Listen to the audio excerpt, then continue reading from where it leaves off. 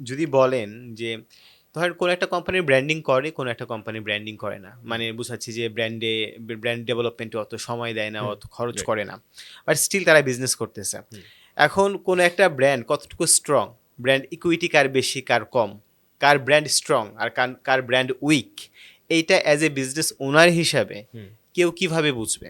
Short টার্মে বোঝাটা difficult. আমি আপনাকে একটা এক্সাম্পল দিয়েছি। ধরেন আমাদের আমাদের বয়স যেটা, আমাদের বয়সের মা বাবারা সবাই খুব ভালো রান্না করে, হ্যাঁ, এটা আমরা ধরে নিতে পারি, রাইট? রাইট।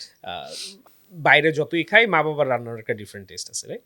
এখন ধরেন আমি হঠাৎ একদিন ঢুকছি, কিচেনে ঢুকে ইউটিউব দেখে বানাই ফেলছি কিছু একটা। ইন্টারেস্টিংলি ওইটাও মজা হয়েছে। হুম। আমার খাবার মজা হওয়া আর আমার মার বানানোর খাবার মজা হওয়া কি সেম প্রসেসে হয়েছে? নো, হয় নাই। আমি যদি আবার বানাই, সেম টেস্ট হবে? না হইতে পারে, ডিফারেন্ট টেস্ট আসবে। আনলাইকলি হবেই না। রাইট। আমার মা যদি আবার বানায়, সেম আমার আসবে। মা যদি নেক্সট 100 বার বানায়, নেক্সট 1000 বার বানায়, সেম টেস্ট হবে। হুম। সো মার্কেটিংয়ের বিষয়টা হচ্ছে কি এরকম যে অনেক কিছু আন্তাজি লেগে যায়, অনেক কিছু আন্তাজি সাকসেসফুল Right. হয়ে যায়। কিন্তু এখানে important part is why you are failing, এইটা জানাটা খুব ইম্পর্টেন্ট। হুম।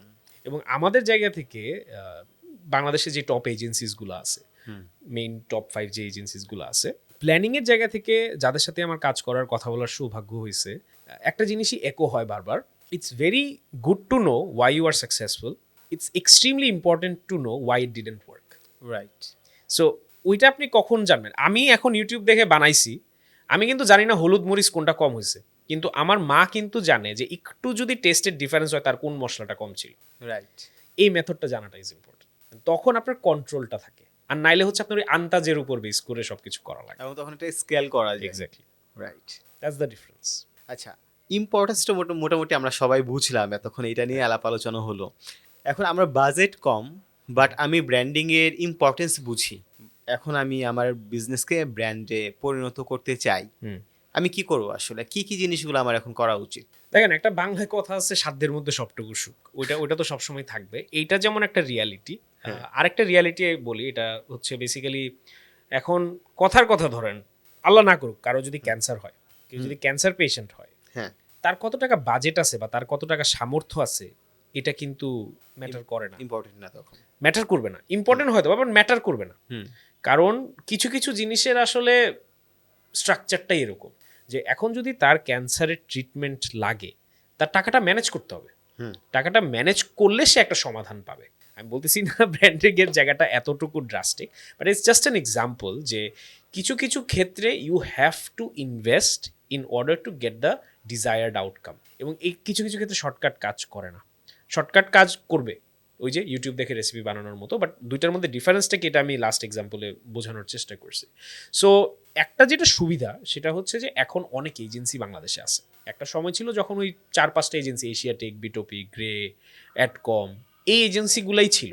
এখন অনেক এজেন্সি হচ্ছে, some of them are really good. অনেক ছোটোখাটো এজেন্সিও আমি জানি যেখানে অনেক ট্যালেন্টেড মানুষজনরা আছে, বড় বড় এজেন্সি থেকে বের হয়। সো এখন আপনি যেই ধরনের বিজনেসই হন না কেন, আই থিঙ্ক আপনার বাজেটের মধ্যে there is someone who is providing a service. এখানে আরও টেকনিক্যাল পলিটিক্যাল কথাবার্তা আছে যে অনেক ক্ষেত্রে মার্কেট স্যাচুরেটেড হয়ে যায়। মার্কেট স্যাচুরেশনটা কিরকম?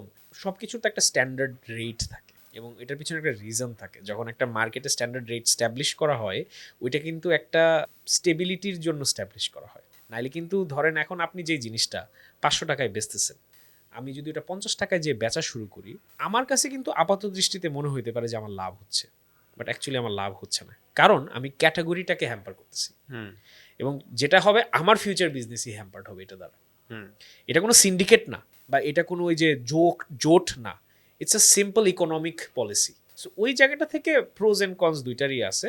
বাট ইন শর্ট, আমি অনেক কথা বললাম, in short proper brand planning যদি আপনার করতে হয়, স্টার্ট আপ হোক, লোকাল বিজনেস হোক, গ্লোবাল বিজনেস হোক, ইট ইজ এক্সপেন্সিভ।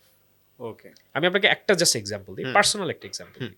আমার আল্লাহ পাকের অশেষ রহমতে গত বছর সৌভাগ্য হয়েছে ইংল্যান্ডের একটা এজেন্সির সাথে, রিসার্চ ইনস্টিটিউশনের সাথে কাজ করা ফ্রিল্যান্স বেসিসে। মানে বেসিক্যালি বাংলাদেশ বেসড কনসালটেন্ট হিসেবে আমাকে অ্যাপয়েন্ট করা হয়। এবং আপনাকে যদি আমি রেটের কথা বলি, আপনি সিট থেকে পড়ে যাবেন।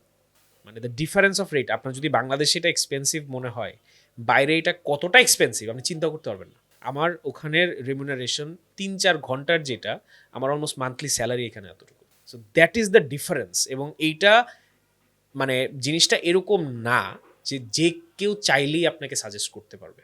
একজন ভালো ডক্টর যেমন আপনাকে সিক আউট করতে হয়, আপনার ব্র্যান্ড যদি ওরকমভাবে ডেভেলপ করতে হয়, you need to seek out that agency হোক, ইন্ডিভিজুয়াল হোক, হুএভার ইট ইজ, যে আপনাকে প্রপার গাইডেন্সটা দিতে পারবে।